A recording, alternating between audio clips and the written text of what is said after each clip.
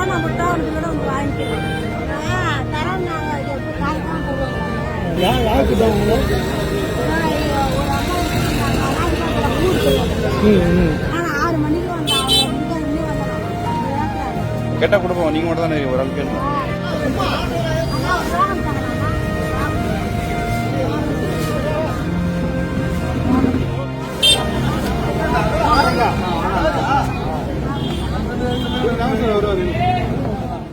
ஜெயலலிதா பிறந்தநாள் பொதுக்கூட்டத்தில் இலவசமாக புடவை தருவதாக கூறிய அதிமுக நிர்வாகிகள் புடவைக்காக நெடுநேரமாக காத்திருந்து கெஞ்சி கேட்ட பெண் ஆட்டோவில் புடவைகளை அள்ளி போட்டு எடுத்துச் சென்றதும் அதிர்ச்சி அடைந்த பெண் டோக்கனையும் தராமல் எடுத்துச் சென்றார்களா?